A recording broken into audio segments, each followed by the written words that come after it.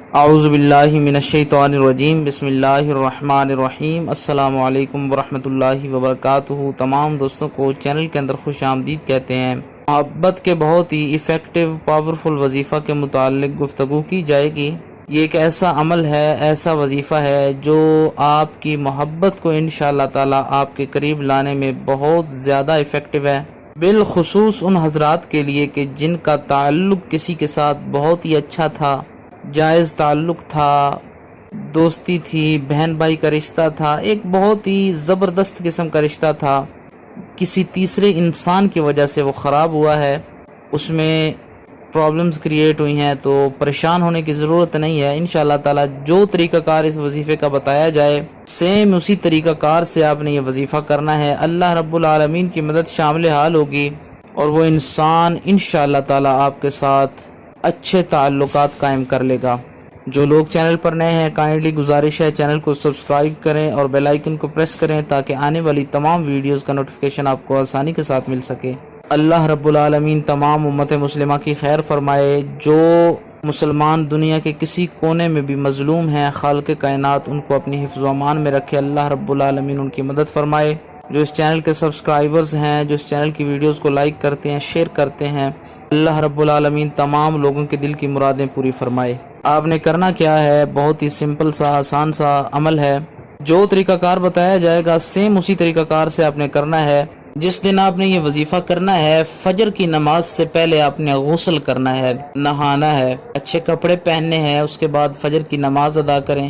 فجر کی نماز کے بعد درود ابراہیمی پڑھیں اور قرآن کریم کی جو سورہ مبارکہ آپ کو آتی ہیں ساری پڑھیں، یاد یعنی زبانی جو سورہ مبارکہ آپ کو آتی ہیں وہ پڑھ لیں۔ پڑھنے کے بعد تمام مسلمان جو مرد اور عورتیں ہیں دنیا سے چلے گئے ہیں، تمام کی روح کو اصال ثواب کریں اور ان کی مغفرت کے لیے دعا کریں۔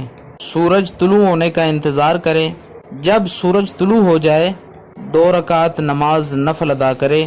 اب یہ جو 2 رکعت نماز نفل ادا کیے ہیں، ان کا اصال یعنی ان کا ثواب تمام اولیاء کرام کی ارواح پر کریں، اور اس کے بعد 121 بار بسم اللہ الرحمن الرحیم پڑھنا ہے، اس کے ساتھ ملا کے یعنی بسم اللہ الرحمن الرحیم وَأَلْقَيْتُ عَلَيْكَ مَحَبَّةً مِّنِّي وَلِتُصْنَعَ عَلَىٰ عَيْنِي بسم اللہ الرحمن الرحیم وَأَلْقَيْتُ عَلَيْكَ مَحَبَّةً مِّنِّي وَلِتُصْنَعَ عَلَىٰ عَيْنِي بسم اللہ الرحمن الرحیم وَأَلْقَيْتُ عَلَيْكَ مَحَبَّةً مِّنِّي وَلِتُصْنَعَ عَلَىٰ عَيْنِي پڑھنا ہے۔ اس کے اول آخر میں 11 بار درود ابراہیمی پڑھنا ہے۔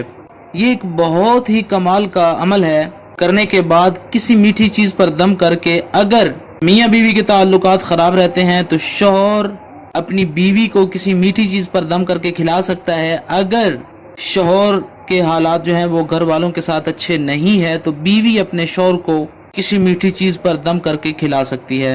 اگر کوئی اور رشتہ ہے، ہر رشتے میں آپ نے کوشش یہی کرنی ہے کہ کسی میٹھی چیز پر دم کر کے اس کو کھلایا جائے۔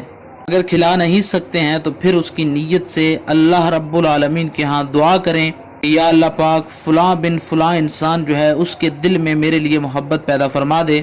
انشاءاللہ تعالی بہت ہی زبردست وظیفہ عمل ہے۔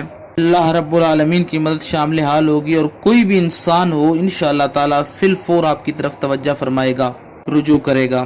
تصاویر پر بھی دم کیا جا سکتا ہے۔ امید کی جاتی ہے اس عمل کی مکمل طور پر آپ کو سمجھ آ گئی ہوگی۔ مزید ویڈیوز اور اپڈیٹس کے لیے چینل کو وزٹ کریں۔ السلام علیکم ورحمۃ اللہ وبرکاتہ۔